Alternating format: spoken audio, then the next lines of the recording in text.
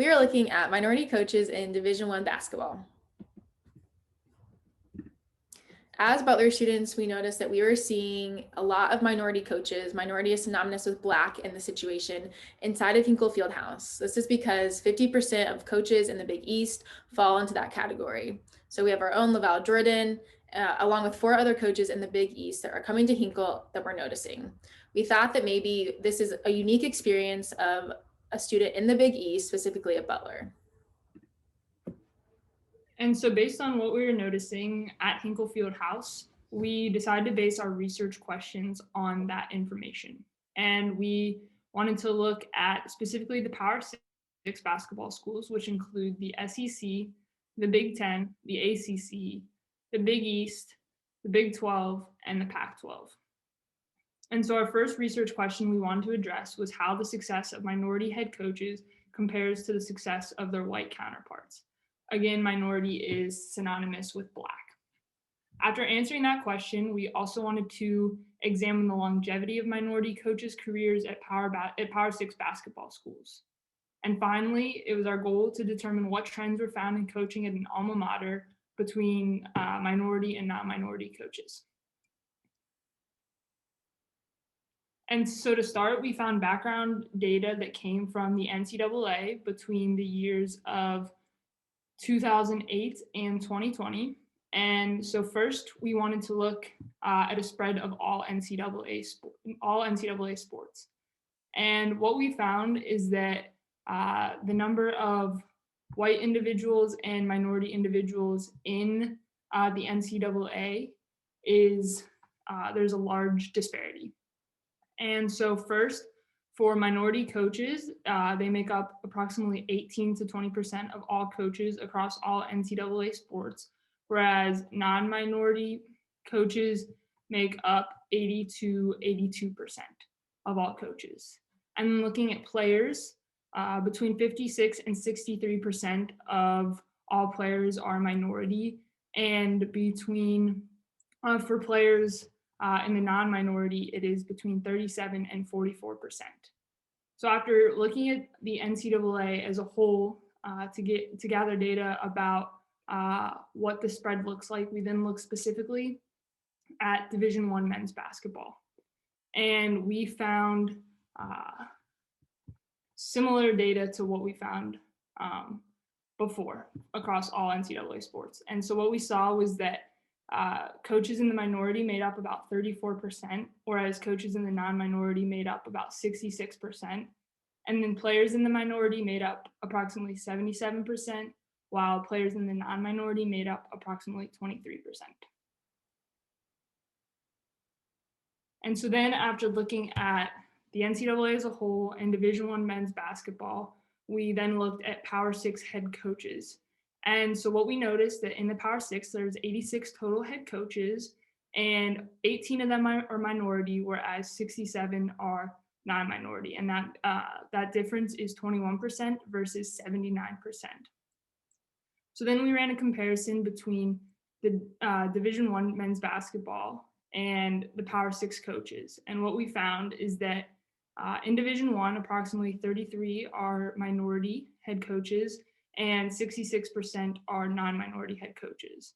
When we looked at the Power 6, we found that 21% of coaches were minority and 79% were non-minority. After finding this background information about the spread of coaches and players in the minority and non-minority throughout the NCAA, we then looked at basic performance metrics. And what we found is that when we looked at the winning percentage of head coaches, we found that for non-minority, the winning percentage was approximately 63%, and for minority, it was 59%. And what we gathered from this is that there's not a large discrepancy between win percentages based on whether a coach is minority or non-minority. We also chose to look at the postseason and what happened after regular season play. So we looked at conference championships, tournament appearances, Final Four appearances, and NCAA titles won. And looking at this spread, we found that there is a large discrepancy in the number of tournament appearances. Non-minority head coaches tend to be present in conference championships, tournament appearances, Final Four appearances, and NCAA titles more so than minority coaches. And so with this data, we decided to see if there was any significant difference between the two groups of minority and non-minority coaches. And so we ran a t-test analysis. And what this test does is compare the mean, so the win percentage for each group based on the sample size. It's important to consider sample size in this scenario because the sample size of non-minority coaches is greater than minority coaches. And so between minority coaches and non-minority coaches for win percentage, there was no statistically significant difference, meaning that they performed about the same, which we can assume based on the 59% win percentage of minority coaches and the 63 win percentage of non-minority coaches. We ran the same test specifically with Big East coaches and again found no statistically significant difference. All right, so then we decided to look at the longevity of the coaches' careers. And what we did was we took the seasons coached by either minority or non-minority coaches, and then we divided it by the total seasons coached by all Division One head men's basketball coaches. And what this does is it takes us from just looking at percentages to seeing, um, you know, evaluating how long they're actually there. And so when we look at Division One men's basketball, um, unadjusted, it appears there's 34% of coaches that are minorities. But then when we adjust it for the total amount of seasons coached, that's 22% of coaches. And then for white or non-minority coaches, the unadjusted rate is 66%. But then when we adjust it, it's 78%. And again, what this simply does is coaches with longer careers, which tend to be white or non-minority coaches, will influence the statistic. So that's why the disparity increased and the unadjusted rate for minority coaches decreased 12%. Simply because coaches like Mike Krzyzewski or even Roy Williams have coached so long, and they're white coaches, that significantly impacts the data. And then if we just isolate the 2020-2021 season, 20% of coaches were minorities and 80% of coaches were non-minorities. And so when we look at this disparity, as we just discussed, it's clearly not due to performance. So we decided to look at some other factors.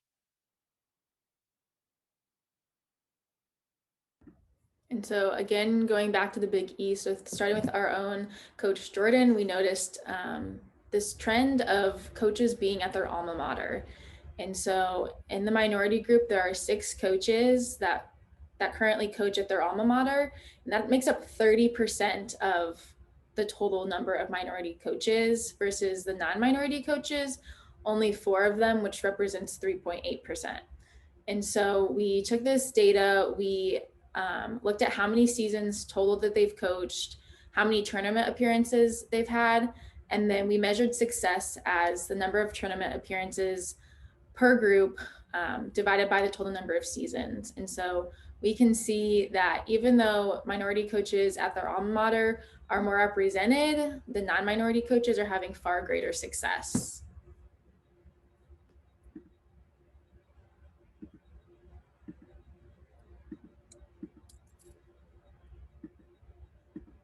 And so this shows on the left the makeup of the 6 coaches in that minority category, and on the right, the 4 coaches that make up the non-minority category.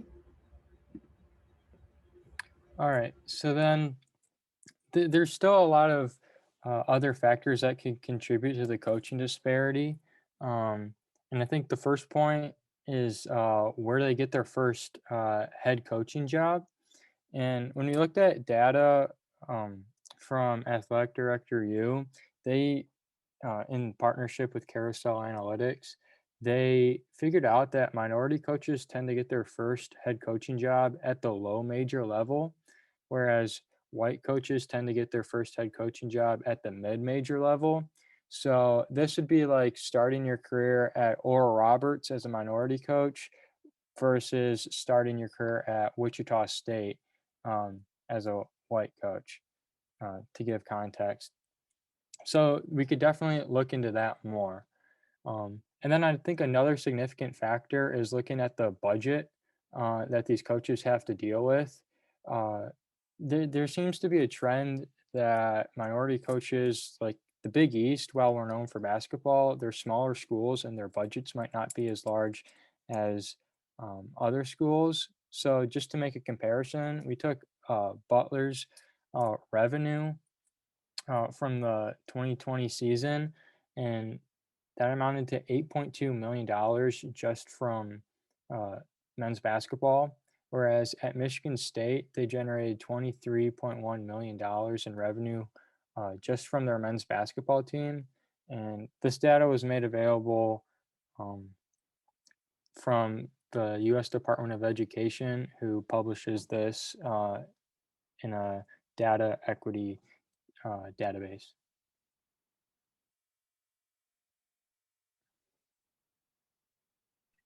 And so we realized that it is also important to note some of the limitations of our studies.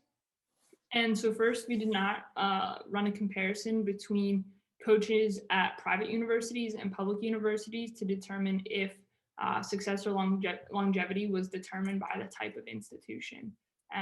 Second, we realized that college basketball rosters do change from season to season, and so that coaching is not always representative of the talent or the lack of talent that a roster will produce in any given season. And finally, what we noticed when looking at alma maters is that universities are more willing to hire an alum over an outside coach, which makes it easier for an alum to get a job at their alma mater. So this is not necessarily an indication of success or longevity. All right, and then to conclude our presentation and summarize everything, we determined through a t-test analysis that race is not a significant predictor of win percentage. We also determined that there's a higher trend of success by non-minority coaches at their alma mater than by minority coaches at their alma mater. And then we also concluded that white coaches tend to have a longer head coaching career than non-minority head coaches.